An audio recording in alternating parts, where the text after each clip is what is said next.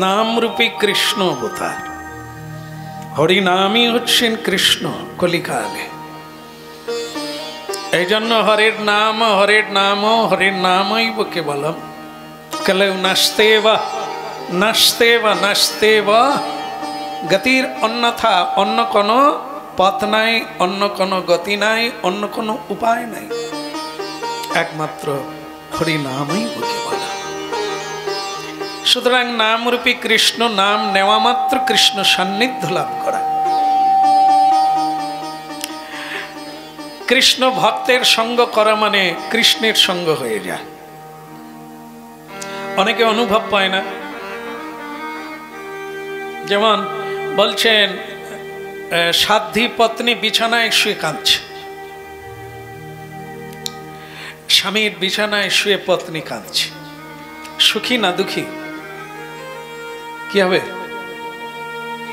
স্বামী আছে কিন্তু পত্নী কাঁদছে কেন? না, স্বামীর সঙ্গে প্রেম নাই, এই জন্য কাঁদছে। স্বামীও দুঃখী, পত্নী পেয়েও সুখী হলেন না। ঠিক এরকম আমরা অনুভব পাই না। ভগবানের সঙ্গেই আছে, ভগবানের সঙ্গে আছে, কিন্তু যেন মনে হলো আমাকে উনি ভালোবাসেন না। আর শ্রীকৃষ্ণ বলছেন ও আমাকে, কিরকম তাহলে হলো? পত্নী ভাবছে বিয়ের আগে আমার যার সঙ্গে কথা ছিল তার সঙ্গে বিয়ে হলে ভালো হতো, এখন তার কথা মনে পড়ছে। হরির সন্নিধানে আছি কিন্তু বিষয়ের কথা মনে পড়ছে, দীক্ষা টিক্ষা না নিলে ভালো হতো। কতজনে কত কিছু খাচ্ছে, কত কিছু করছে, আমরা সব থেকে বঞ্চিত হয়ে গেলাম। তাহলে হরির কাছে আছি, কার চিন্তা করছি? ভোগ বিলাসের কথা চিন্তা করছি। ঠিক স্বামীর কাছে আছে, অন্য জনার চিন্তা করছে, আর স্বামীও বিতাই করছে। সুখী হবে? এটা যেমন সুখী হয় না বাস্তবে, তেমনি তত্ত্বে শ্রী ভগবানের নিকটে আছি। তিনি তো আমাদের ভেতরে আছেন, বাইরে আছেন, সব দিকে তিনি। সর্বময় হরি, সর্বদেবময় হরি, বিশ্বময় হরি। কমাও, কমিয়ে দাও, বলো রাধে রাধে। তো বিশ্বময় হরি যদি হয়ে থাকেন তাহলে আমরা অনুভব পাচ্ছি না কেন? এর কারণ হচ্ছে বিষয় বৈভবে এখনো বিরাগ আসে না। বিষয় বৈভব যে অনিত্য এটা এখনো বুঝে উঠতে পারি না।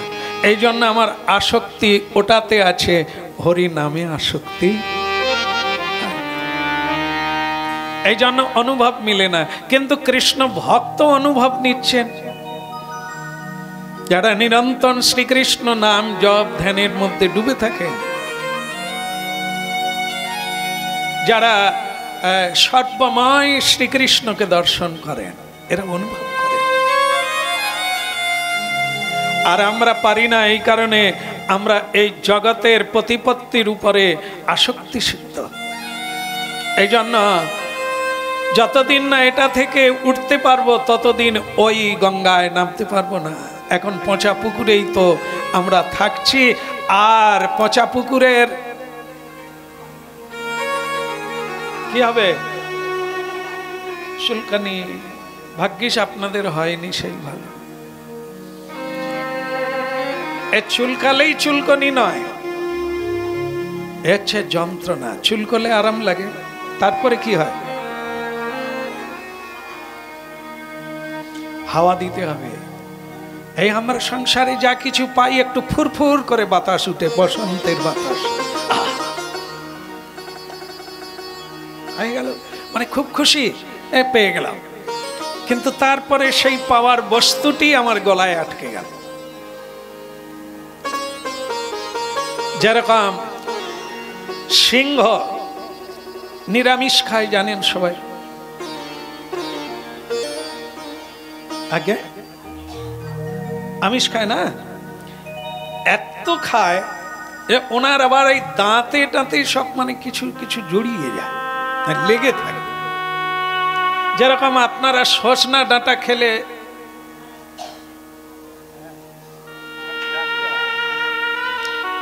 কিছু খাওয়ার পরেই একটা কাঠি নিয়ে এক জায়গায় বসে একবার মন দিয়ে এরকম করছে, কেন না যাদের যাদের ওটা হয় তারা বুঝতে পারে এটা না বেরোনো পর্যন্ত আপনি ঘুমোতেও পারবেন না। হয় তো এটা বের করতেই হয়। আর সিংহ সে যে এত খায় না, ওরও দাঁতে কিছু আটকে যায়, সেটা নিয়ে কেটে যন্ত্রণা পায়, ঘুমোতেও পারে না, তিষ্ঠতেও পারে না। তার জন্য আবার লোক আছে, কিছু পাখি আছে বক জাতীয়, তারা আসে।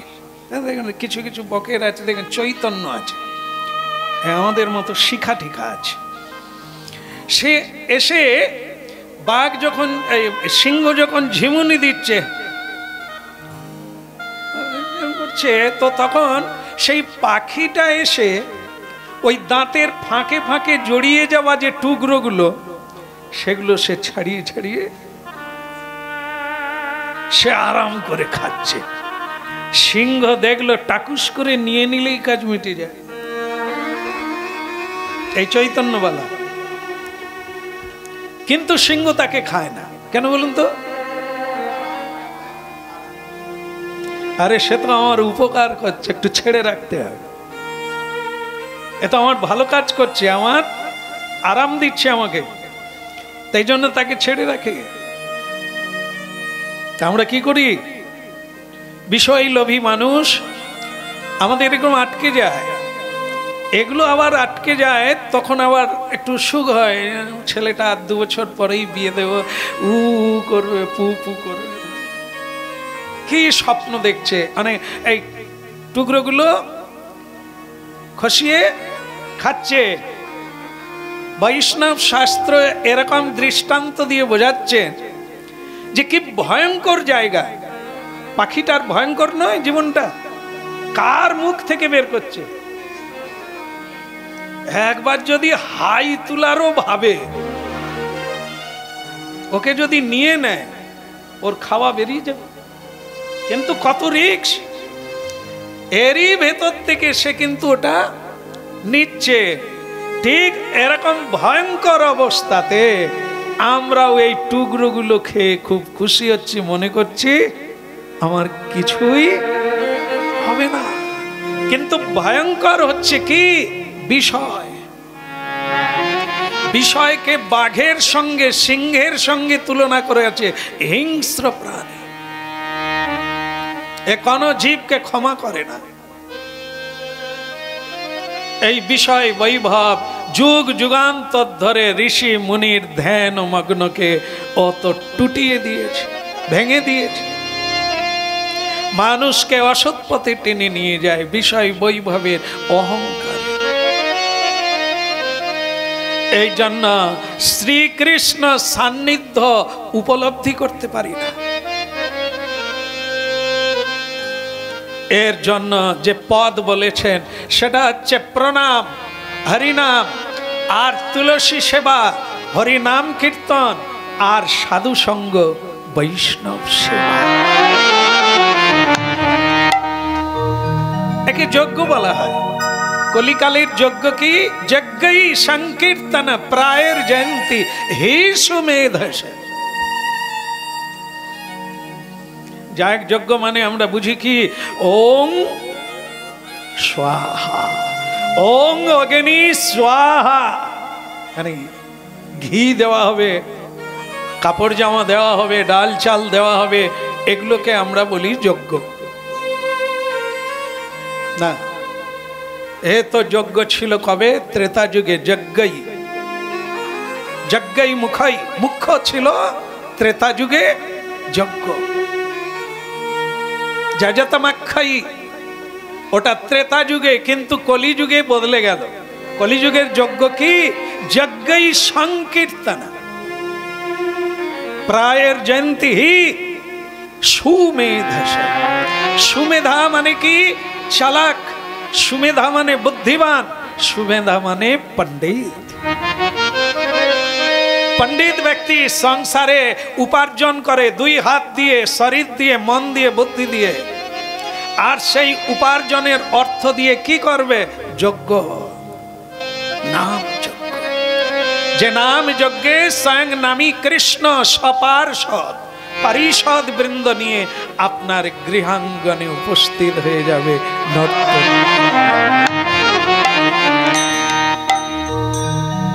চালাক ব্যক্তিরা করে যাচ্ছেন আর করবে।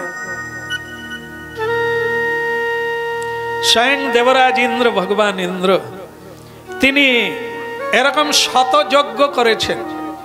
এই জন্য তিনি দেবরাজ ইন্দ্র হওয়ার যোগ্যতা অর্জন করেছেন।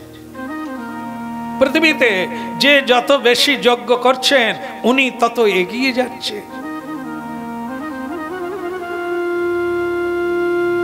যার যত বেশি আত্মত্যাগ তার বেশি আত্মনির্ভরশীল। শ্রী ভগবানের উপরে তার আত্মনির্ভর হয়ে যায়। আর আমরা রয়েছি আমার আর আমির মধ্যে। আমার পিতামহ মানে পূর্বপুরুষেরা আমার জন্য অনেক প্রপার্টি রেখে গেছে, আমার কোনো চিন্তা নেই। আমার পিতৃদেব আমার জন্য কিছু অর্থ তো রেখেই গেছেন, আমার কোনো টেনশন নেই। কিন্তু এর উপরে কারোরই কোনোদিন ভরসা নেই। মেহনতকে কামাই। তুমি তোমার উপার্জনে সুখী হতে পারবে, অন্যের অর্থে সুখী হতে পারবে না।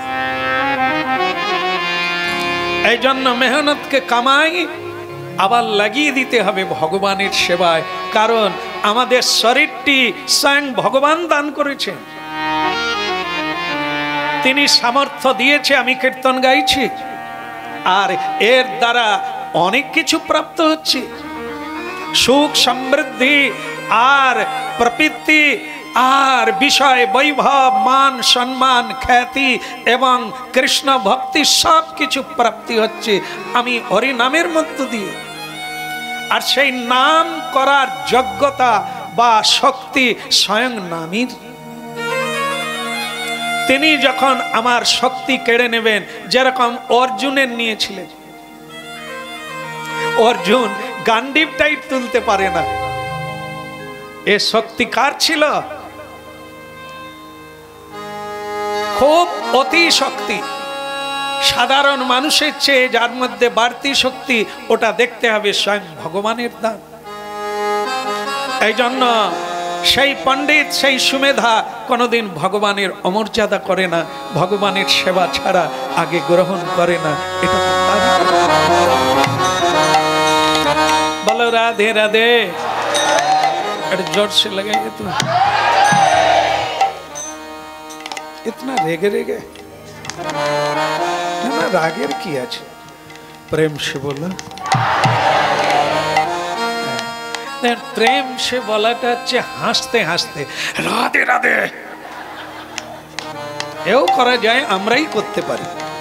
আমাদের মধ্যেই ক্রোধ আছে, আমাদের মধ্যেই প্রেম আছে, আমাদের মধ্যেই ভক্তি, তাই না? পরিশ্রম নাই, খাটা নাই, খুটনি নেই, পয়সা নেই, খালি বসে বসে খাচ্ছে, তাই না? দিয়ে দিল, এও খাওয়ার দেওয়া হলো। আর যদি বলা হয় এই নেই, এটা ভক্তি করে হলো, তাহলে আমার মধ্যেই ক্রোধ আছে, আমার মধ্যেই হিংসা আছে। যেটা করলে কি হবে আপনাকে একটু বুঝে নিতে হবে কোনটা করা উচিত। ক্রোধ করি যদি, অভিমান যদি করি, তাহলে আমার কি প্রপার্টি বাড়তে পারে? কি বাড়বে বলতে পারবেন? যদি আমি ক্রোধ করি, বাড়বে একটা জিনিস। কি বাড়বে? শত্রু বাড়বে, বন্ধু কমবে। আর যদি আমি একটু হেসে কথা বলি,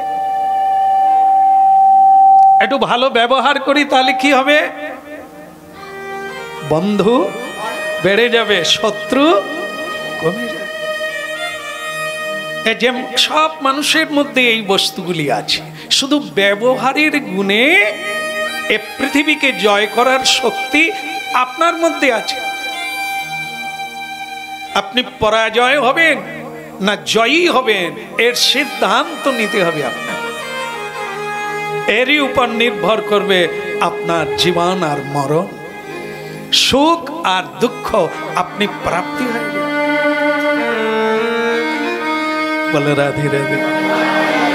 কিরকম দেখেন, আমার কি সৌভাগ্য গুরু কৃপায় যে আপনারা এত মানুষ দূর দূরান্ত থেকে কঠিন কঠিন ভাবে সংসারের নানা ঝঞ্ঝাবাতকে পরিত্যাগ করে এখানে এসে কি বলছেন রাধে রাধে। আর এই পূর্ণ রূপে রাধে রাধে কে শুনছে? আমি শুনে নিচ্ছি, ভগবান তো শুনছে। আর আমিও যেহেতু ভগবানের পাশে আছি, তো আপনারা রাধে রাধে বলছেন। আর আপনারা যখন চলে যাবেন, আপনাদের চরণ ধুলি কি করবেন? এই যে যেখানে বসে গেছেন, চরণ ধুলিগুলো নিয়ে যেতে পারবেন? কারা পাবে? এ তো আমাদের হয়ে গেল। হ্যাঁ, বৈষ্ণব চরণ জল প্রেম ভক্তি দিতে বল, বৈষ্ণব চরণ রেণু মস্তকে ভূষণ বিনু, আর নাই হি ভূষণের অন্ত। এই যদি হয় আপনাদের মতো কৃষ্ণ ভক্ত, কৃষ্ণ বলা, রাধে রাধে বলা, আপনারা এলেন আর আপনাদের চরণ ধুলি আশ্রমে থেকে গেল।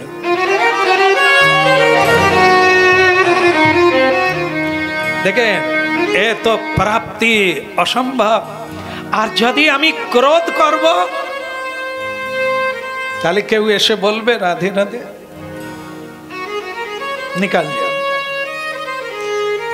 কেউ রাধে রাধে বলবে না, কৃষ্ণ বলবে না, আর এখানে প্রবেশ করবে না। তা এই জন্য কি, এরকম প্রত্যাশা যদি আমার থাকে তো আমি প্রাপ্তি হবই, একে কেউ রোধ করতে পারবে না। এই জন্য কি সিদ্ধান্ত আমাকেই নিতে হবে। আমি কার ব্যবহার করব? ক্রোধের না লোভের না মোহের? কার ব্যবহার করব?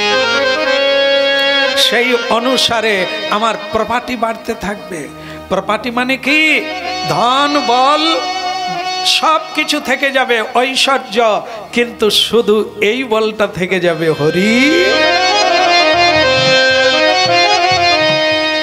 শ্রী কৃষ্ণ গোবিন্দ হরে মুরারি, হে নাথ নারায়ণ বাসুদেবা।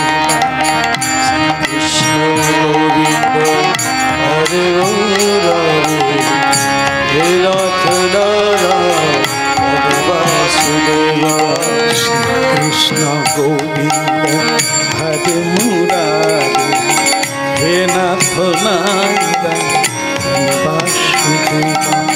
শ্রী কৃষ্ণ গোবিন্দ হরে মুরারি, হে নাথ নারায়ণ বাসুদেবা। শ্রী কৃষ্ণ গোবিন্দ হরে মুরারি, হে নাথ নারায়ণ বাসুদেবা।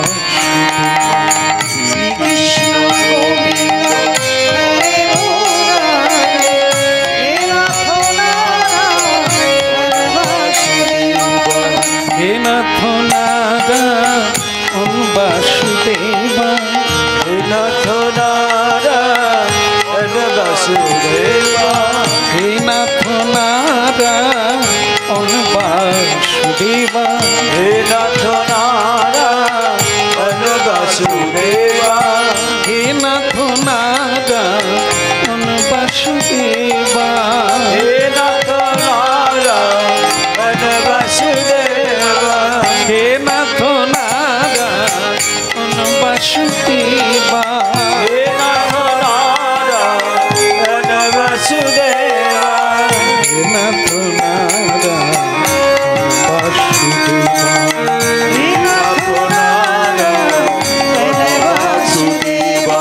শ্রী কৃষ্ণ গোবিন্দ হরে মুরারি, হে নাথ নারায়ণ বাসুদেবা। শ্রী কৃষ্ণ গোবিন্দ হরে মুরারি, হে নাথ নারায়ণ বাসুদেবা। শ্রী কৃষ্ণ গোবিন্দ হরে মুরারি, হে নাথ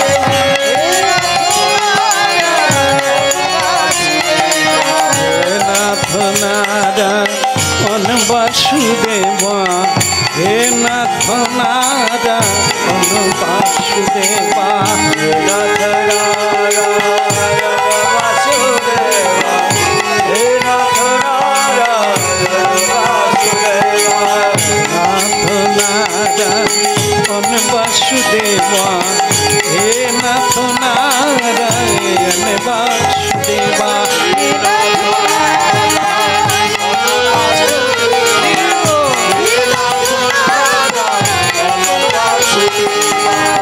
कृष्ण गोविंद हरे मुरारी हे नाथ नारायण वासुदेवा कृष्ण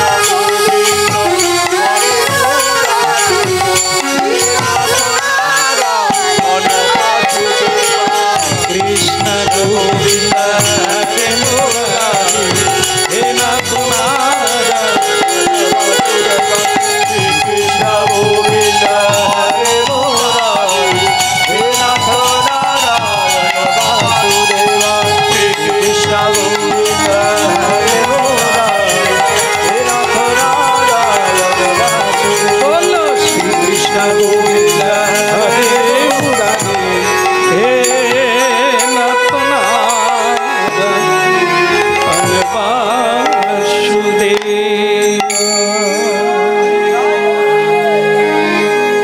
राधे राधे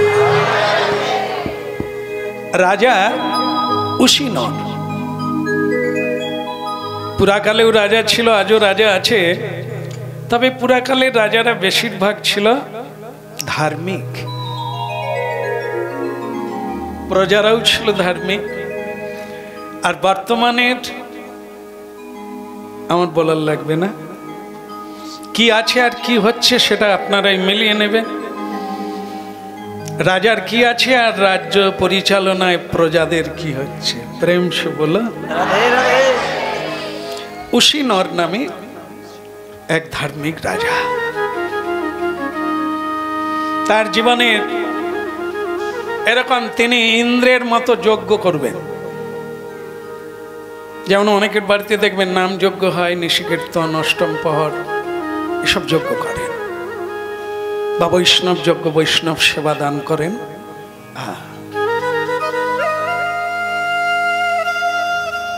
জপমালায় জপ করা ভগবানের সেবা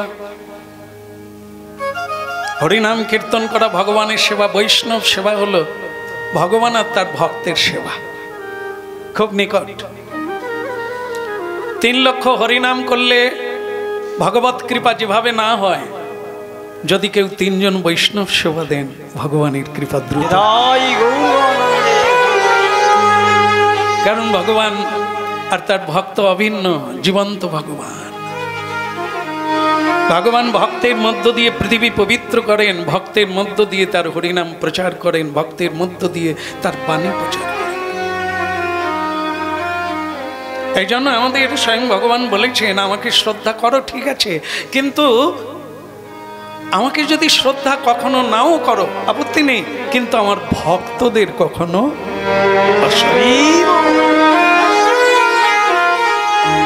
এই জন্য স্বয়ং ভগবান নিজে বলেছেন আমার চেয়ে আমার ভক্ত বড় একদম সত্য ভক্ত যদি পৃথিবীতে না থাকতো আজ আমরা ভগবান কি বস্তু জানতাম না আজ আমরা এই কথা শুনে হৃদয়ের যে এত শান্তি এটা প্রাপ্ত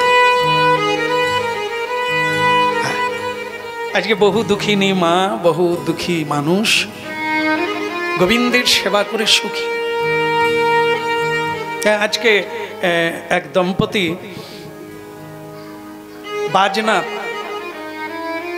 বাজনা করে কীর্তন দল দিয়ে এখানে স্বয়ং গোপাল বিগ্রহ দিয়ে গেলেন কেন না এখানে তারা মহাপ্রভুর কাছে কোনো মানসিক করেছিলেন সে মানসিক ইচ্ছা ভগবান পূর্ণ করেছে এখন তারা বলছেন প্রভুর কৃপায় আমাদের আর কিছু অভাব নাই। যিনি দিয়েছেন তার মূর্তি বানিয়ে আমরা এখানে দিয়ে যেতে চাই। সে বালু গোপালের মূর্তি দিয়ে গেলেন, সকালে বাজনা করে নানা বর্ণাঢ্য শোভাকারে এখানে দিয়ে গেলেন। দেখেন, যেখানে কেউ বলছে বিজ্ঞানের যুগে আর ভগবান টগবান বিশ্বাস করা যায় না, আপনি বাঁচলে পাবেন না, আবার সেখানে সেই সময়ে কেউ না কেউ চোখের জল ফেলে বলছেন, প্রভু তোমার দয়ার শেষ নাই।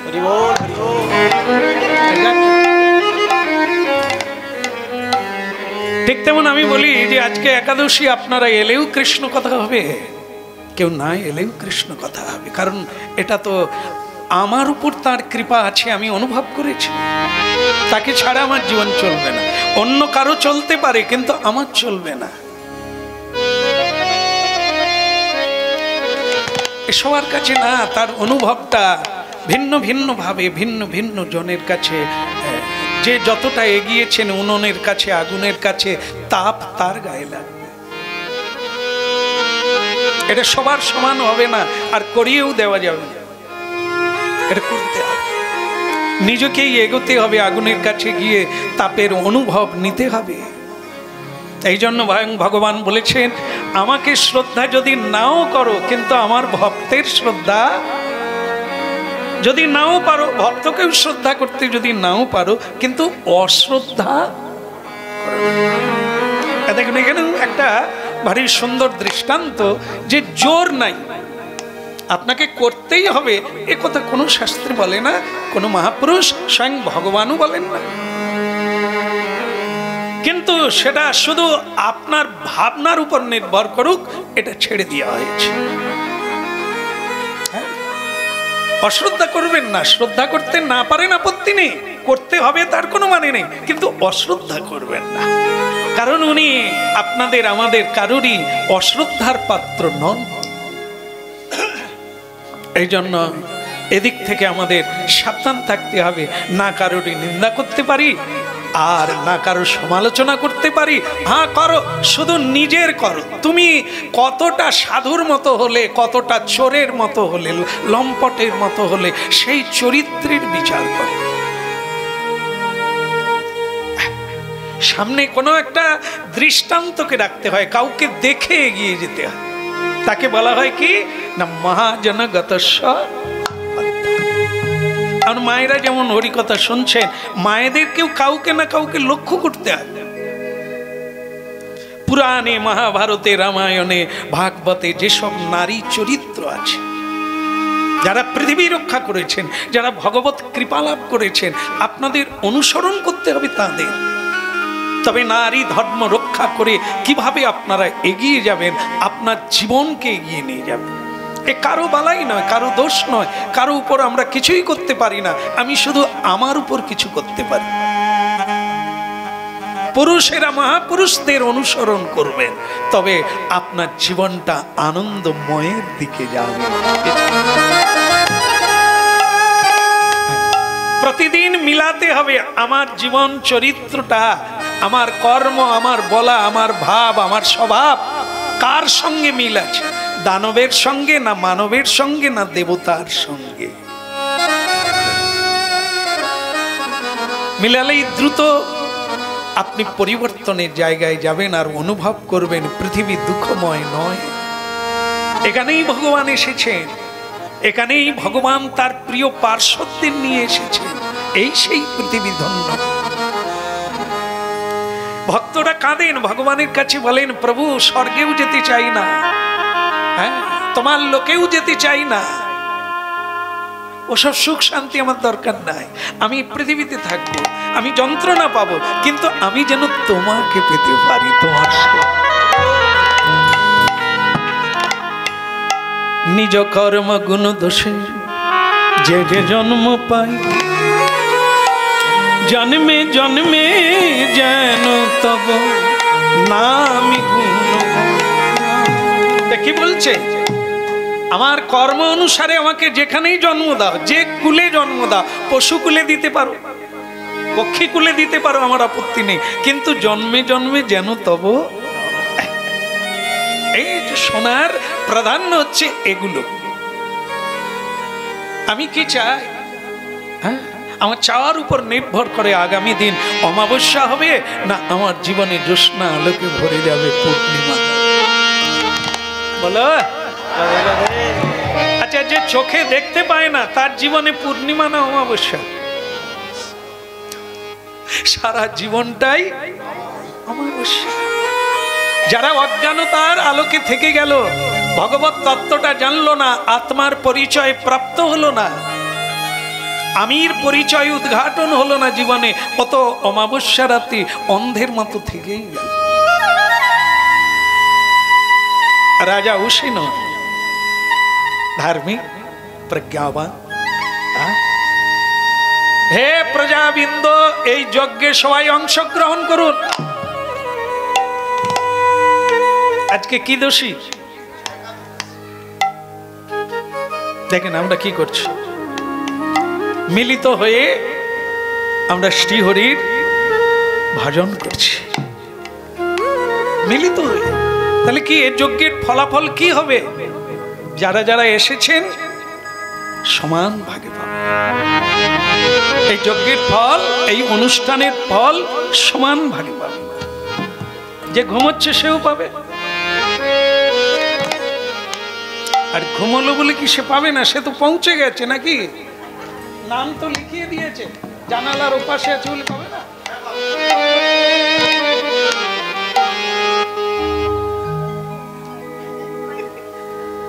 বলো।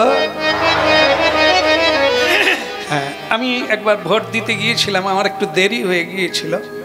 তা আমাকে বুথের লোক বলছে, একটা কাজ করুন, আপনি কুপনটা নিয়ে নেন, কুপনটা নিয়ে নিলে আর আপনাকে বাদ দিতে পারবে না।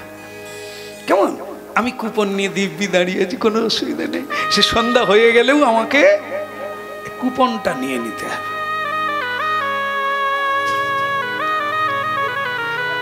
গেটে ঢুকেই প্রণাম দিয়ে দিতে হবে, প্রভু আমি এসে গেছি, যদি আমি বাই চান্স ঘুমিয়ে যাই ডেকে নেবে। কে বলো? ওই প্রণাম করে একবার জানিয়ে দেন। নিদ্রা কেউ ইচ্ছে করে ঘুমোতে চায় কি? কিন্তু কি বলুন তো, দুঃখ কি কেউ চায়?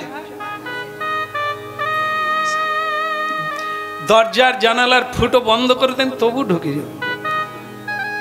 ওকে কেউ নিমন্ত্রণও করে না, ওকে কেউ স্বাগতম করে না, কিন্তু ওই আগে প্রেম সে বল। শুনুন শুনুন মহাদয়গণ, শুনুন দিয়া মন, আমার এই যজ্ঞে সবার নিমন্ত্রণ। যারা প্যান্ডেল তৈরি করেছে তারাও যা পাবে, আর যারা আসবে তারাও তাই। কার খরচা বেশি? এই আজকের দিনে কার খরচা বেশি? যারা আসছে। গাড়ি ভাড়া লাগেনি? হ্যাঁ, এখানে আশ্রমবাসীর খরচা বেশি। তারা এরকম তো প্যান্ডেল বাঁধিয়েছেন, আর এত লাইট মাইক দিয়ে দিয়েছেন, আর তারপরে একটু কিঞ্চিত প্রসাদেরও ব্যবস্থা রেখেছেন, তো ওদের খরচা বেশি। কিন্তু এখানে বলা হলো কি পাবে? সমান সমান। রাজা অনুষ্ঠান করছেন, কিন্তু সবাই সমান ভাগে পাবে। বলো। যাক, আপনাদের দ্বন্দ্ব মিটে গেল। আর কোনো সমস্যা আছে কি? তাহলে যজ্ঞে উলুধ্বনি করুন আর হরিধ্বনি করুন। বলো ভগবান নৃসিংহদেব কি প্রেম সে বলো। যজ্ঞ শুরু হয়ে গেল, কিন্তু আপনারা জানবেন জীবনে যেমন ঘাত প্রতিঘাত আছে, চড়াই উতরাই।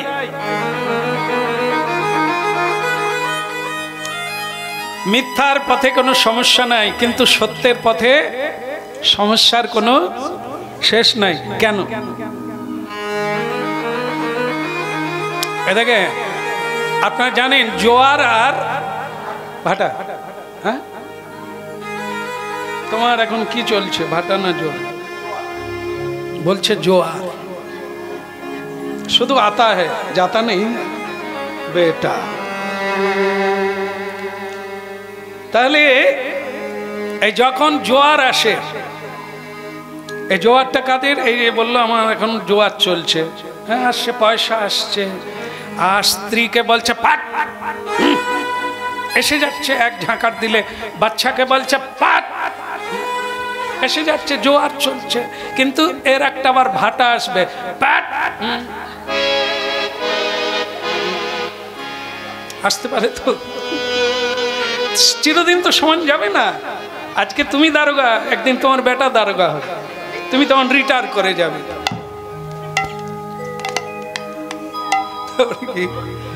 সে আমি মানে কি বলবো, কোনো নাম না করে বলি, এক অফিসে গিয়েছি, মানে যাই মাঝে মাঝে, তো সেখানে তাদেরই লোক, অফিস স্টাফ, সে ভেতর দিয়ে একটা কাজ করে দিতে বলছে, সে রেগে গিয়ে বলছে না লাইনে গিয়ে দাঁড়া, হবে না, এভাবে হবে না, লাইনে গিয়ে দাঁড়া। সেই লোকটা ওই অফিসেই কাজ করছিল, রিটায়ার হয়ে গিয়ে, সে তো তারই অফিস, কিন্তু সে ভেতর দিয়ে কাজ করতে চাচ্ছে, এটা আমার একটু করে দেন। সেই কাউন্টারের লোক বলল আপনি যান, বাইরে যান। ভেতরে কি? বাইরে লাইনে দাঁড়া। ভাবো, এবার সে লাইনে দাঁড়ালো, অনেক দূর থেকে লাইন হয়ে হয়ে এসে কাউন্টারে এসে দাঁড়ালো, খুব কষ্ট পেল মানুষটা, আঘাত পেল, এই অফিসেরই তিনি একজন স্টাফ। তো তার যখন কাজ হয়ে গেল, তাকে তখন বলল ভাই আমিও তো তোমারই পাশে একদিন ছিলাম, তাই তুমি আমাকে এভাবে ভেতর দিয়ে একটু কাজ করে দিতে পারলে না? বলে আপনি শুধু আপনারটা মনে করুন, আমি যেদিন আপনার ভেতর দিয়ে কাজ করতে চেয়েছিলাম আপনি দিয়েছিলেন? আপনি সেদিন কি বলেছিলেন? লাইনে গিয়ে দাঁড়া। তা আপনি যদি ভালো ব্যবহারটা করে রাখতেন, আজকে আপনাকেও আসবে, সকলেরই দিন আসবে, একদিন আপনারও রিটায়ার হবে। এই অহংকার, এই দাম্ভিকতা, এই ঝাঁকুনি আপনার থাকবে না। তো সেদিনের কথা ভেবে আজকে একটু নর্মাল থাকো না। অহংকার যদি আজকে না করো, সেদিন অনেক মানুষ আপনার পাশে এসে দাঁড়ায়। আপনি যদি কারো পাশে দাঁড়ান, কাউকে সাহায্য করেন, সে তো অবশ্যই করবে। আমরা যখন পদে থাকি, যখন উঁচুতে থাকি, তখন একটা দাম্ভিকতায় জীবন ভরে যায়। আর যখন রিটায়ার হই, তখন হাত জোড়ো করে বলি আমার কাজটা। এই জন্য এই জীবনকে বুঝতে হবে, কার মূল্যটা বেশি, কোন ব্যবহারের মূল্য বেশি, সেটা যদি করা যায় আর কোনো অসুবিধে থাকবে না। যজ্ঞ চলছে, চারিদিকে হই হই রব, উলুধ্বনি, শঙ্খধ্বনি, হরিধ্বনিতে ভরে গেল।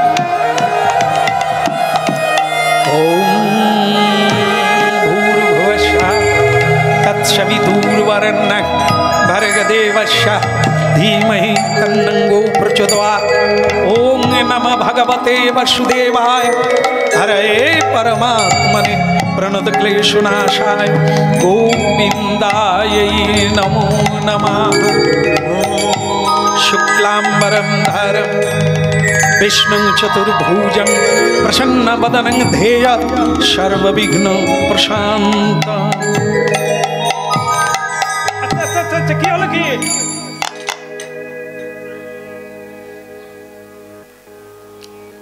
যজ্ঞে একটা গোলমাল ঘটে গেল। কপত জানেন? কপত কি? কিরা? পিয়ারা নয় তো, পায়রা, বকবকম পায়রা। ভীষণ ভাবে উঠতে উঠতে, ছটপট ছটপট করতে করতে, রাজা যেখানে আহুতি দিচ্ছেন যজ্ঞে বসে, রাজার কোলে এসে বসে পড়ল আর পায়রা। তার চোখে মুখে একবারে ভীত সন্ত্রস্তের ভাব। বাঁচান, আমাকে বাঁচান মহারাজ, হে উশিনর ধার্মিক, আমাকে বাঁচান, আমি আপনার শরণাগতি। কি হয়েছে তোমার? ওই দেখে তার পিছনে একটা বাজ পাখি আসছে। বাজ পাখি দেখেছেন? অনেকটা টুনটুনির মতো না? ওরে বাবা, ও যখন উড়বে সব ছোট ছোট পাখিরা সব কান্না শুরু করে দেবে, কার ভাগ্যে কি আছে কি জানে। ও বড় বড় ছাগল ধরে নিয়ে উপরে উঠে পড়ে, এরকম ব্যাপার। ওর এত শক্তি আছে ওর মধ্যে, বাজ পাখি। এই যে সেই বাজ রাজপ্রাসাদে ঢুকে, যজ্ঞের মধ্যে ঢুকে গর্জন করছে, মহারাজ छोड़ दीजिए मेरा आधार, मेरा शिकार छोड़ दीजिए, ওকে ছেড়ে দেন, ও আমার শিকার। আর পায়রা থরথর করে কাঁপতে কাঁপতে বলছে, মহারাজ আমি আপনার শরণাগত, আমাকে রক্ষা করা আপনার কর্তব্য, আমাকে বাঁচানো আপনার দায়িত্ব, আপনি আমাকে বাঁচান। বাজ পাখি বলছে, মহারাজ আপনার নাম পৃথিবী ছড়িয়ে আছে, দেবতারাও জানে আপনি রাজা, ধার্মিক উশিনর, আপনি কোনোদিন কর্তব্যে খিলাপ করেন না, কাউকে কষ্ট দেন না, তা আপনি আমার খাদ্য কোলে নিয়ে বসে আছেন কেন?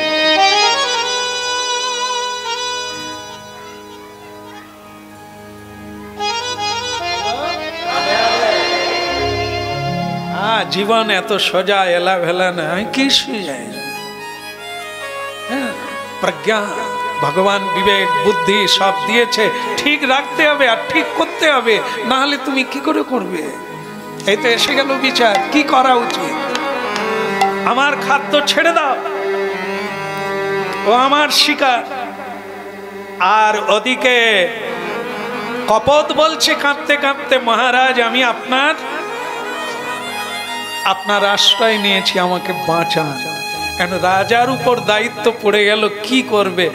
দিয়ে দেবে না না বলবে?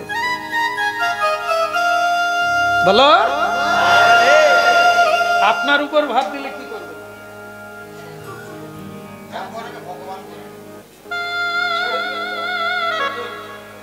আমরা এরকম করি, কচি পালিয়া যে যার মরবে। এখানে কি, এখানে কি, আপনি অন্য জায়গায় যান, এখানে কি? আমরা যা কিছু মানে সংকট বিপদে আপদে কেউ এলে আমরা কি করি? ও যে যার মরগে, তোমার জন্য কি আমি জেলে যাব নাকি? এই জন্য আমরা সেরকমই মানুষ আছি না। আমরা একটু উচ্চ আসনে বসতে পারছি না, আমরা একটু বিবেকের জায়গায় পৌঁছাতে পারছি। আমাদের কাছে কেউ প্রত্যাশা করে না, কোন মানুষ আমাদের কাছে আশা প্রত্যাশা ভরসা রাখে না, কারণ আমি এ কাজের জন্য একেবারে পিছনে আছি। আমি এগুলো চাই না, লোকের ঝঞ্ঝাট ঝামেলা আমি নিতে চাই না। মানুষ নয়, একটা পাখি। এ তত্ত্বটা কি? তত্ত্বটা এই কারণে আপনাদের গুরুত্ব দিতে হবে যে আজ থেকে হাজার হাজার বছর আগেকার কাহিনী। তাহলে সেদিন কি ছিল? রাজার কর্তব্যের মধ্যে কি পড়ে? জীব জন্তু পর্যন্ত রক্ষা করার দায়িত্ব কার? আজকে জীব হত্যা হচ্ছে, মানুষ হত্যা হচ্ছে, মানুষ নীরব। কি করব? যে যার করছে। রাজা সে শুধু মানুষকে রক্ষা করে না, রাজা জীব জন্তু কীট পতঙ্গও তার রাজ্যের মধ্যে পড়ে, তার কর্তব্যের মধ্যে পড়ে, তার কর্মের মধ্যে পড়ে। রক্ষা করা তার দায়িত্ব। কাজে আজ একটা কপত, একটা পায়রা, আমরা যে সাধারণ একটা পাখি বলা যায়, তাকে কেউ কোনোদিন গুরুত্ব দেয় না, কোনো মানুষ দেয় না। যে যার খেয়ে কুটে তারাই বেঁচে আছে। কোন সরকার, কোন মানুষ তাদের সাহায্য করে না। মানুষ নিজেকে নিয়েই তাই সে উল্টে যাচ্ছে, কি যে হবে। আমরা সেই মানুষ যে আমরা কারো দায়িত্ব নিতে চাই না, কারো ভার নিতে চাই না, কোনো সমস্যার সমাধান করতে চাই না, শুধু আমার সমস্যাটা সমাধান করে দেন আপনি। এর নাম স্বার্থপর। এই হৃদয় নিয়ে কখনো গোবিন্দ ভজন হবে না। এই হৃদয় নিয়ে কখনো মানুষের সেবা করা যাবে না। আর যদি না যায় আপনি মহাশক্তিতে শক্তিমান হতে পারবেন না। যত দিতে থাকবেন, যত করতে থাকবেন, তত আপনার শক্তি, সামর্থ্য, বীর্য, বল, ঐশ্বর্য সব বাড়তে থাকবে।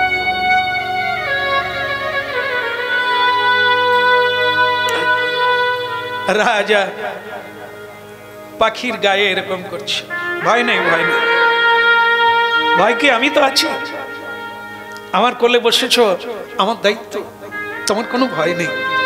বাজ পাখি হুঙ্কার দিয়ে বলছে, মহারাজ অন্যায় করছেন, আপনি অন্যায় করছেন। আপনি যেমন ওকে আদর করছেন, ও শরণাগতি বলে, ও আমার আহার, আমার শিকার, আমি না খেয়ে মরব, আমি মরে গেলে আমার স্ত্রী মরবে। যেরকম এখনো স্বামী মরে গেলে স্ত্রী আর বাঁচে?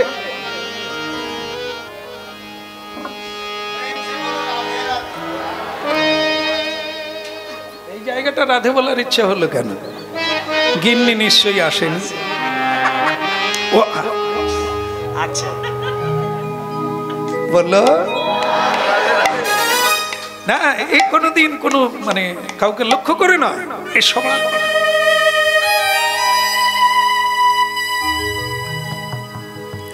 আমি মরে গেলে আমার স্ত্রী মরবে, স্ত্রী মরলে আমার বাচ্চাগুলোও মরে যাবে, এই এতগুলো মৃত্যুর দায়িত্ব আপনি নেবেন? আপনি রাজা হয়ে এই বিচার করবেন, আমার খাদ্য ছেড়ে দেবেন না? তখন রাজা বললেন, তোমার কথা সত্য,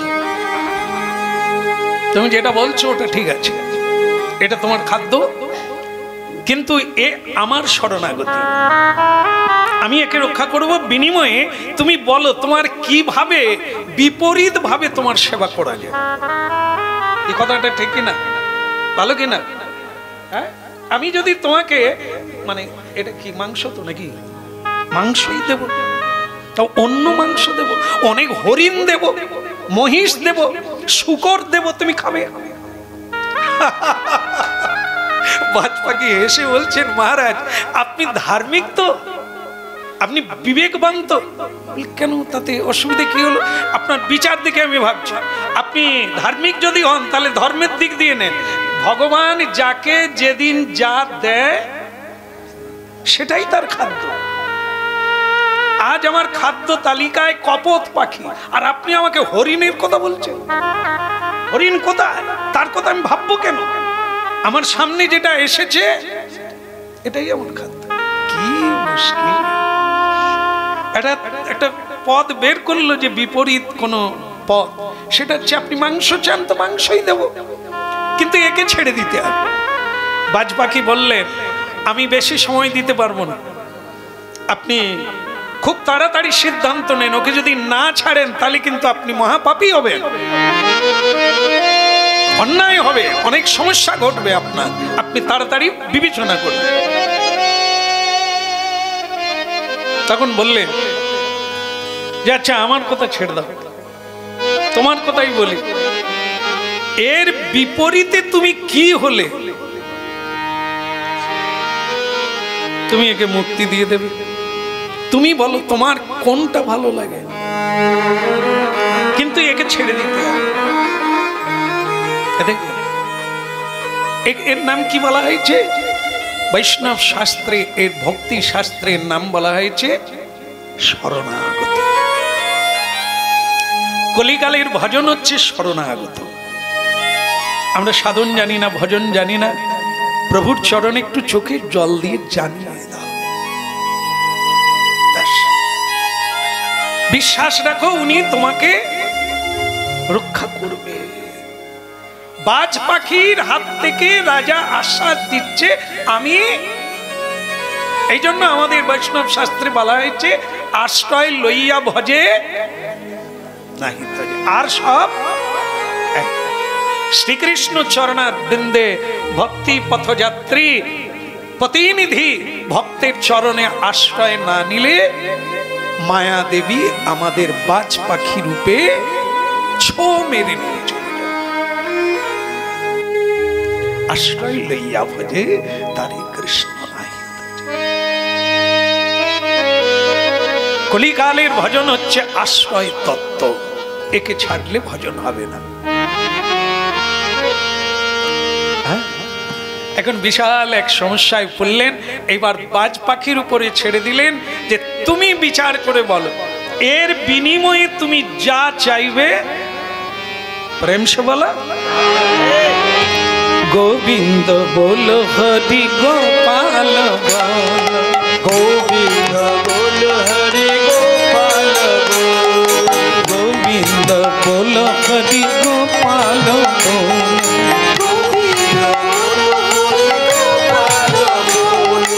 গোপাল বলো হরি গোবিন্দ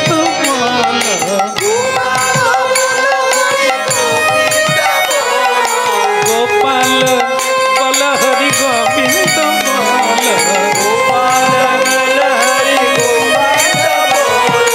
গোবিন্দ বলো হরি গোপাল বল গোবিন্দ বলো হরি গোপাল রাধা রমন হরি গোবিন্দ বল রাধা হায় হায় রাধা রমন হরি গোবিন্দ বল গোবিন্দ বল হরি গোপাল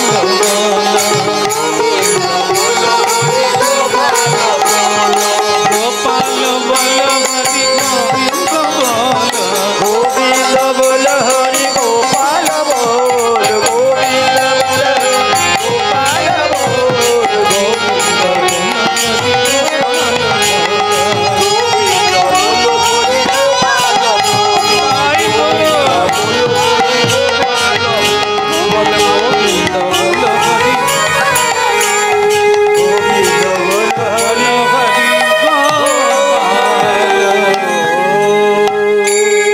বলো রাধে রাধে প্রেম সে বলো।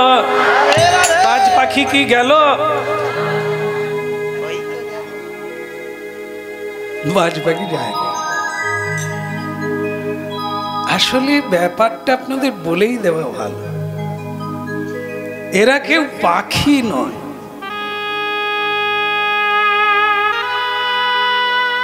স্বয়ং যে বাজ পাখি তিনি অন্য কেউ নয়, আমাদের ভগবান। আমাদের ভগবান মানে দেবরাজ ইন্দ্র। কেন বললাম আমাদের ভগবান? যার কৃপায় বর্ষা হচ্ছে, যার কৃপায় বাতাস হচ্ছে, যার কৃপায় পৃথিবীতে এত রোদুজ্জ্বল আমরা বেঁচে আছি, তিনি হচ্ছে দেবরাজ ইন্দ্র। তিনি স্বয়ং নিজে বাজ পাখির রূপ ধারণ করেছে। আর যে কোলে বসে আছে ওকে, ও হচ্ছে স্বয়ং অগ্নিদেব, যজ্ঞের হোতা। অগ্নি হচ্ছে যজ্ঞের হোতা, এই জন্য সেই অগ্নিদেব আর স্বয়ং দেবরাজ ইন্দ্র পরীক্ষা করতে এসেছে যে কতখানি যজ্ঞের যোগ্যতা অর্জন করেছে, একবার পরীক্ষা তো করে। স্বয়ং ইন্দ্র বাজ পাখি হয়ে তাড়া করছেন, আর কপত পাখি উড়তে উড়তে ভয়ে ভীত হয়ে রাজার কোলে এসেছে। এখন সেই কপত রূপী অগ্নিদেব কাঁপতে কাঁপতে বলছে, মহারাজ আপনি কিন্তু আমাকে বাঁচাবেন, কথা দিয়েছে। বাজ পাখি বলে, তুই বাঁচবি রে, এর পরেও তোর আশা। নীতি কথায় যুক্তিতে হেরে যাচ্ছে রাজা, তুই বাঁচবি কোথার থেকে? আমি তোকে একবার স্বর্গে পাঠিয়ে দেবো, বেঁচে যাবি চিরকালের তরে। বলো, এখন রাজা বাজ পাখির উপরে ছেড়ে দিয়েছে, মানে ইন্দ্রের উপরে ছেড়ে দিয়েছে। বলুন এর বিনিময়ে কি আপনি চান? তো বাজ পাখি তো স্বয়ং দেবরাজ ইন্দ্র, তিনি তখন বলছেন, আপনার এত বড় কথা, যা চাইব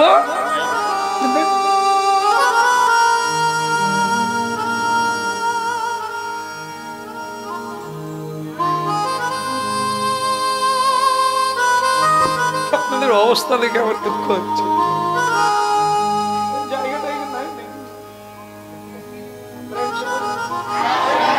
না না, এরা বাজ পাখির ভয়ে গেটে আছে, পুত্র পালিয়ে। ঠিক আছে, ঠিক আছে কই ভাই নেই ও দিব বাজ পাখির দিকে লক্ষ্য রাখো বাজ পাখি বললেন দেন কি দিবে কি নেবে বললো যে একটা ওই মানদণ্ড মানে দাঁড়িপাল্লা নিয়ে আসুন টাঙিয়ে দেন আর একদিকে ওই পাখি মানে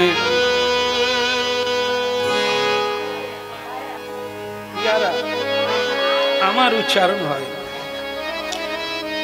পায়রা দাঁড়িপাল্লার একদিকে থাকবে আর একদিকে আপনি আপনার গায়ের মাংস কেটে দেন কারা কারা দিতে রাজি আছেন হাত তুলুন এইটুকুই বলতে পারি হাত তুলতে পারি না একজন হাত তুলেছে নাম লিখে রাখো কালকেই কাটা শুরু করব এখনই হোক ও জানে যে হবে ও যদি প্রকৃত জানতো হবে ওর হাত উঠতো খুব চালাক লোক ঠিক আছে এরকমই চালাক থাকলেই বেঁচে যাবে বলো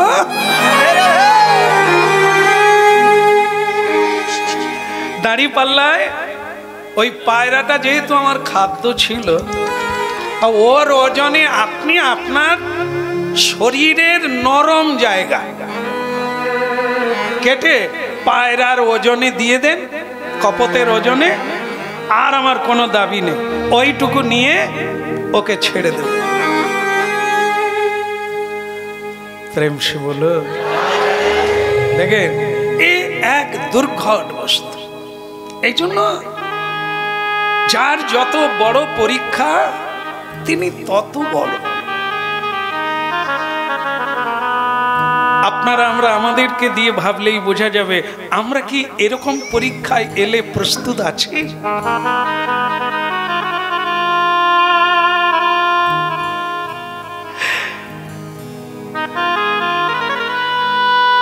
কি গো আমি মরে গেলে তুমি আবার বিয়ে করবে নাকি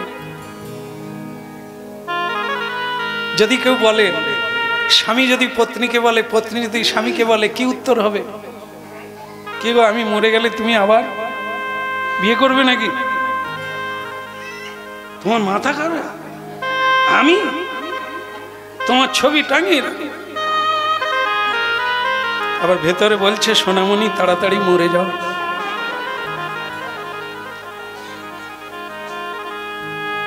তোমার কোনো অসুবিধা হচ্ছে কি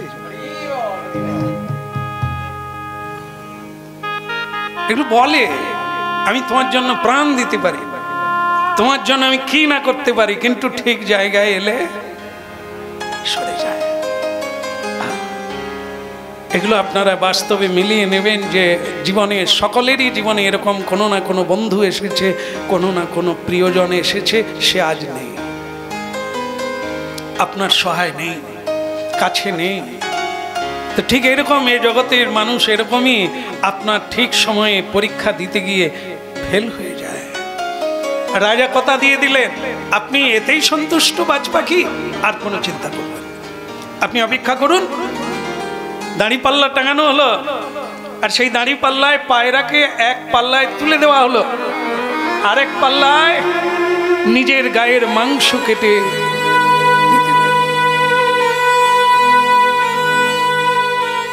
এই জন্য ভাগবতে উষি নরের কথা বলা হয়েছে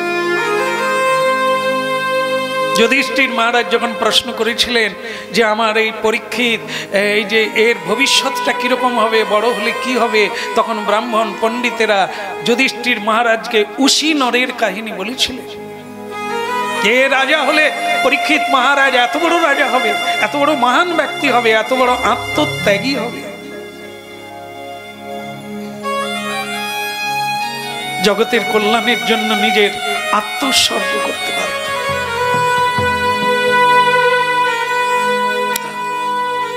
আমাদের আসলে কি জানেন তো কৃপণ স্বভাব হয়ে গেছে এই কৃপণদের সঙ্গে থেকে থেকে কৃপণতা করতে করতে একেবারে কৃপণ এটার কারো কাজে লাগবে না রাজা এই জায়গার মাংস ছুরি দিয়ে নিজের হাতে কেটে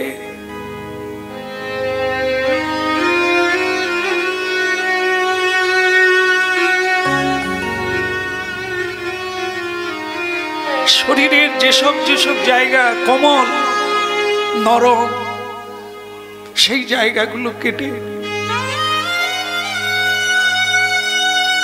আশ্চর্য, পায়রা একটা সামান্য পাখি, কিন্তু রাজার এত মাংস গায়ের কেটে কেটে দিচ্ছে, পায়রা সমান হচ্ছে না। আত্ম দেওয়ার কিছু নেই। বাজ পাখি বললেন, কই উশিনর, আপনি তো বাক্য রাখলেন না, সমান হলো না। স্বয়ং রাজা উশিনর কি আর করে, নিজেই দাঁড়ি পাল্লায় চেপে বসলেন।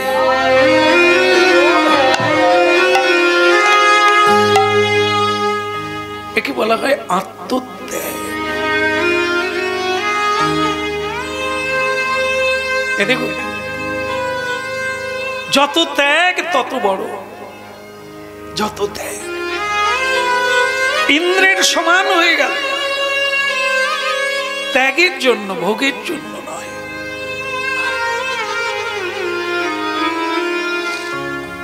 নিজেই দাঁড়ি পাল্লায় গিয়ে উঠে বসলেন, আর আমার কিছু নেই, আমাকে দিয়ে দিলাম। জানি না কে তুমি কপট, তোমার সমান আমার শরীরটা হলো না। আমি কেটে কেটে মাংস দিলাম, কিন্তু হতে পারলাম না।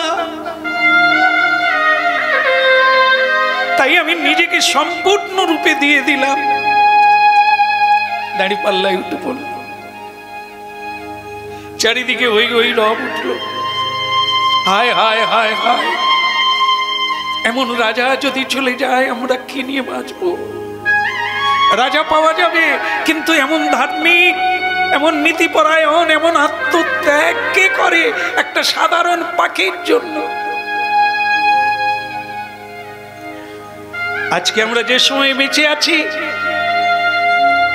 আমরাও রাজার রাজ্যে আছি। কিভাবে জীবন যাপন করছি? একটা পাখিকে যিনি এত সম্মান করেন, এত গুরুত্ব দেন, সেও তো প্রাণী। রাজার আশ্রয়ে এসে আশ্রয় নিয়েছে। রাজার কর্তব্য একটা পিপিলিকাকে পর্যন্ত রক্ষা করা। আর আজকে আমরা নিরাপত্তা পাই না। মেয়েরা রাস্তায় বেরোতে পারে না, ছেলেরা সম্পদ নিয়ে রাস্তায় বেরোতে পারে না। মানুষের জীবনের কোনো মূল্য নেই, কখন কি হবে।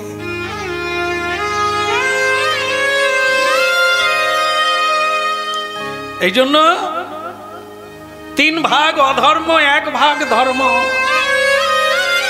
আমরা সেই যুগে আছি।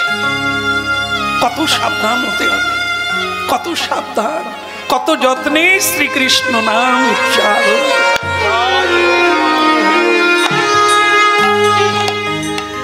প্রভু তব পদ যুগে মোটি নিবে, প্রভু তব পদ যুগে মোর নিবেদন। প্রভু তব পদ যুগে মোর নিবেদন। প্রভু তব পদ যুগে মোর নিবেদন। কি বলে নাহি মাগি দেহ সুখ পিতা ধন, আমি নহে মাগে দেহ সুখ পিতা ধন। নাহি মাগি দেহ সুখ পিতা ধন। আমি নহে মাগে দেহ সুখ পিতা ধন। প্রভু তব পদ যুগে মোর নিবেদন। প্রভু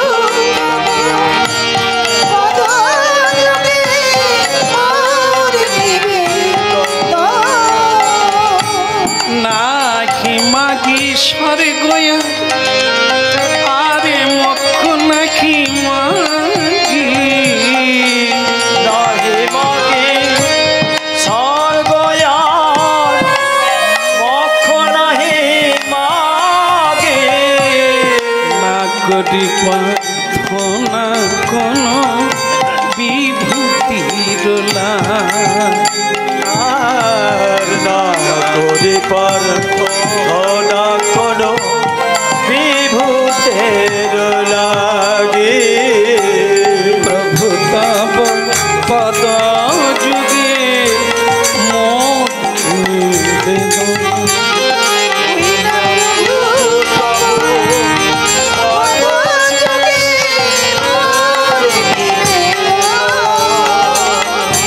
নিজ কর্ম দোষ গুণে যে যে জন্ম নিজ কর্ম দোষ গুণে যে যে জন্ম পায় নিজ কর্ম দোষ গুণে যে যে জন্ম নিজ কর্ম দোষ গুণে জয় জন্ম পায় জন্মে জন্মে যেন তব নামি গুণ আমি জন্মে জন্মে রাম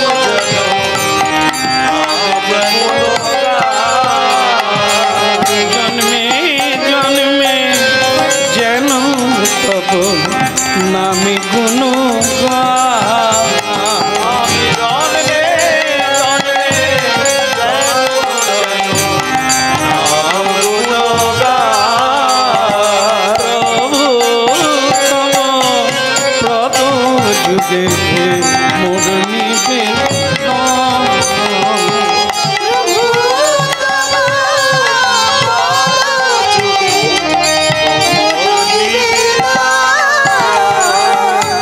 এই মাত্র আশা মম তোমার চরণে মাত্র আশা যেন তোমারি চরণে এই মাত্র আশা মম তোমারি চরণে এই মাত্র আশা তোমারি চরণে অহৈত কি ভক্তি দিবে জাগু গনু ওই ওই ওই তুমি ভক্তি জাগুর হৃদয়ে তব পদ যুগে মোর নিবেদন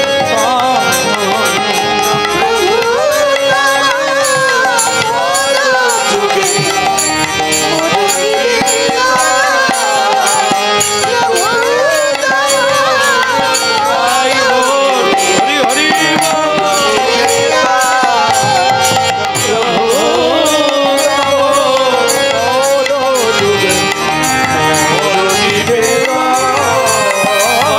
প্রভু তব পদ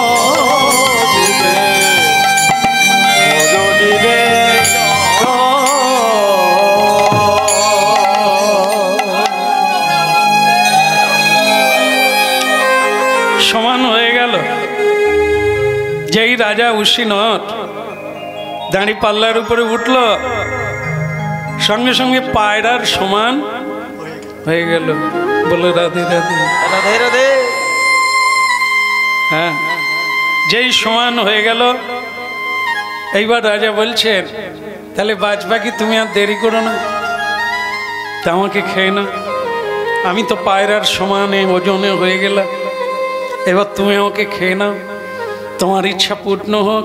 আর পায়রা কপত, তোমাকে আমার আশীর্বাদ থাকলো, আমি যদি আবার কোনোদিন জন্ম লাভ করি, যদি সুযোগ পাই আবার তোমার সেবা করি। রাই গৌর আনন্দে হরি।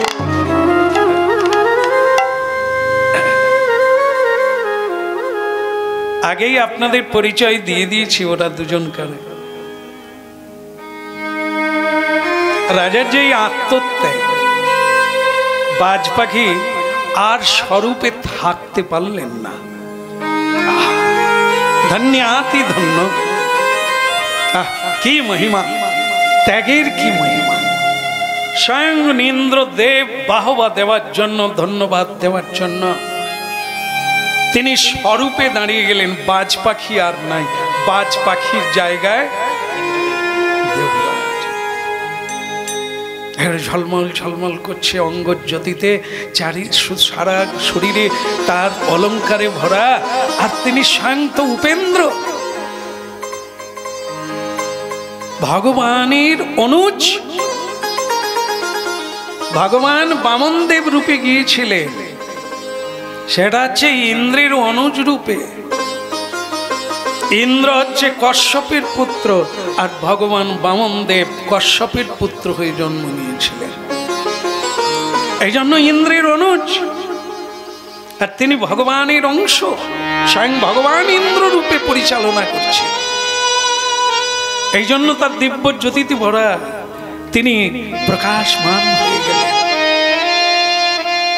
রাজা উশিনরকে বললেন, আরে আপনি এবারে দাঁড়িপাল্লা থেকে নামেন। কিন্তু রাজার অবস্থা তো খারাপ, সব তো খাবলা খাবলা, খাঁচা বেরিয়ে গেছে। খাঁচা বেরিয়ে যায়, সিমেন্ট বালি খুলে গেলে কি বেরিয়ে যায়? আমাদের মাংস খুলে গেলে কি বেরোবে? আরে ওরই নাম রড আছে বলেই তো তাই। হাড় ভেঙে গেলে কি ঢুকায়? তাহলে আলাদা কথা। প্রেম সে বলো। এই সব হাড়টার বেরিয়ে গেছে, তো এমনি অবস্থায় খুব যন্ত্রণা হচ্ছে শরীরে, তো বসে আছেন রাজা, উঠতে পারছেন না। বাজ পাখির জায়গায় দেবরাজ ইন্দ্র হয়ে হাসছেন, আর কুণ্ডল কিরিটি মুকুট পরা আছে, কুণ্ডল আছে, হাসতে হাসতে বলছেন, মহারাজ এবার নেমে পড়ুন। বলি, দেবরাজ ইন্দ্র, আপনাকে যে নমস্কার করব, প্রণাম করব, আমার শরীর আর পাচ্ছে না। হ্যাঁ, আমার তো অবস্থা খারাপ, কিন্তু আমি বুঝতে পারছি না বাজ পাখির। বলে, মহারাজ বাজ পাখি আর কেউ নয়, আমি। কি বলছেন আপনি? বাজ পাখি আপনি? বলে, হ্যাঁ, বাজ পাখি হয়ে এসেছিলাম। আর বেটা, তুই বসেছিস কেন? নেবা কাকে বলছে? অগ্নিদেবকে বলছে। আমি বেরিয়ে পড়লাম, তুই আর লুকিয়ে আছিস। সে তো তখন ভাগবাকুম ভাগবাকুম করছে, দাঁড়ি পাল্লায় বসে পাইচারি করছে। বলে, দে, ভালো হচ্ছে। সে পায়রা যখন নেবে বললো ফটাং করে, রাজা তখন ঢবাস করে মাটিতে পড়ে গেল। আর যেই মাটিতে পড়ে গেল, পায়রার জায়গায় স্বয়ং অগ্নিদেব, স্বয়ং ভগবান, যিনি অগ্নি হয়ে যজ্ঞের হোতা হয়েছে। পৃথিবীতে যা কিছু হবে অগ্নিকে দিতে হয়। অগ্নিদেব স্বাহা। যে কোনো যজ্ঞ হোক, পূজা হোক, যাই হোক, অগ্নি ছাড়া পূজা হবে না। প্রদীপ জ্বালতে হবে, ধূপ দীপ জ্বালতেই হবে, না হলে কোনো পূজা হবে না, কোনো যজ্ঞ হবে না। স্বয়ং অগ্নির বদন দিয়ে ভগবান গ্রহণ করে। অগ্নির মুখ দিয়ে স্বয়ং ভগবান আহার করে। সেই অগ্নিদেব স্বরূপে দাঁড়িয়ে গেলেন। আর যেই দাঁড়িয়ে গেলেন, অমনি রাজা উশিনর বলছেন, প্রভু আপনি এসেছেন আমার প্রসাদে। আরে আসবো না, তুমি এত বড় যজ্ঞ করছো, ঈর্ষা সম্পন্ন। আমার নিজেই লজ্জা হয় যে তোমার মতো মানুষ হয়ে পৃথিবীতে এত বড় যজ্ঞ করছো তুমি। তা আবার যে যজ্ঞ করছিলে তার চাইতে বড় যজ্ঞ এখনই করলে। নিজের গায়ের মাংস কেটে দিয়ে দিলে। তোমার একটু ভাববার ইচ্ছে হলো না যে একটা পাখির জন্য নিজের শরীরের মাংস কেটে দেব? উশিনর বললেন, বেদ বেদান্তে শ্রী গুরুদেব যেটুকু সংগ্রহ করে বলেছিলেন তার মূল সত্তা হলো এটাই, তার মূল ভাবনা হলো এটাই, সর্বভূতে ভূতেশ্বর সর্বম ইতি খলিদং ব্রহ্ম মম ভূত মহেশ্বরম। এ পৃথিবীতে যত দেহধারী জীব আছে, চৈতন্য সত্তা আছে, সে পিপিলিকা থেকে জঙ্গমাদি মানুষ, দেবতা, গন্ধর্ব, কিন্নর সবার হৃদয়ে ভগবান ভূতেশ্বর বিরাজমান করে। তাই একজনকে রক্ষা করাও রাজার কর্তব্য। একটি জীব, একটি পিপিলিকা, একটি কপট, যে কেউ হতে পারে, যে আমার শরণাগতি হবে তাকে আমি রক্ষা করব, এমন প্রতিজ্ঞা ছিল। ভগবানের বাণী হচ্ছে এটাই, তিনিও বলে দিয়েছেন শরণাগতিকে আমি কখনো পরিত্যাগ করি না।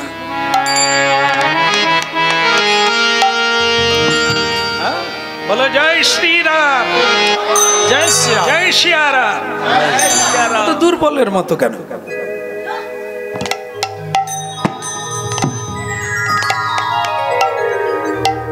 যখন প্রথমবার বিভীষণ রামচন্দ্রের শিবিরে আসছেন, তখন হনুমান আর জাম্বুমান এসে বলছেন, প্রভু একটা কথা আপনাকে বলি। রাবণের ভাই বিভীষণ, শত্রুর ভাই, শত্রুর ভাই, শত্রুর ভাই, এ বুড়িটা কোথা থেকে আসছে? বলছে শত্রুর ভাই বিভীষণ, এটা না, শত্রুর ভাই শত্রু। আপনি ঢুকতে দেবেন না ওকে, আপনি আদেশ করলে আমার কাছেই কাফি, এক চড় মারবো, লঙ্কায় গিয়ে পড়ে যাবে। ভগবান রামচন্দ্র হাসলেন, হনুমান আস্তে আস্তে আস্তে বলে, প্রভু আস্তে, শত্রুকে আপনি আসতে বলছেন? ও তো রাবণ আর রাবণের ভাই। বলে খবর রেখেছো? রাবণ লাথি মেরে তাড়িয়ে দিয়েছে। বলে ওটা একটা ঢং, ওটা একটা নাটক। ওই গুপ্তচর হয়ে এখানে এসে ঢুকবে আর এখানকার সব যন্ত্রপাতি গোপন কথা শুনে দিয়ে, বলো রাজনীতি জানো? ভগবান রামচন্দ্র বলেছিলেন, হ্যাঁ আমি জানি ও শত্রু, কিন্তু ও যে আসার সময় কি করেছে, হে প্রভু আমি আপনার শরণাগতি, আমি আপনার চরণে শরণ নিলাম, আপনি আমাকে আপনার চরণে ঠাঁই দেন। ভগবান রামচন্দ্র বলেছিলেন, শত্রুও যদি হয়, যদি আমার কাছে কেউ শরণ নেয়। তাই হনুমান লঙ্কায় গিয়ে রাবণকেও এই কথাটাই বলেছিলেন, আমার প্রভু এমনি প্রভু, তোমাকেও ক্ষমা করে দেবে, তুমি শুধু একবার শরণ নিয়ে নাও, তুমি দেখবে তুমি যেমন আছো তেমনি থাকবে, রাজা হয়েই থাকবে, আমার প্রভু তোমাকে ক্ষমা করে দেবে। কিন্তু রাবণ মাথা নিচু বলো না। তাই আজও এই শরণাগতি কথাটি অনাদিকাল থেকে প্রচলিত, ব্যবহৃত হচ্ছে। সাধু সন্ত জীবগণ জানেন ভগবান শরণাগতির প্রভু, তার চরণে শরণ নিলে তার আর দুর্গতি হবে না, তার আর কেউ মারবে না।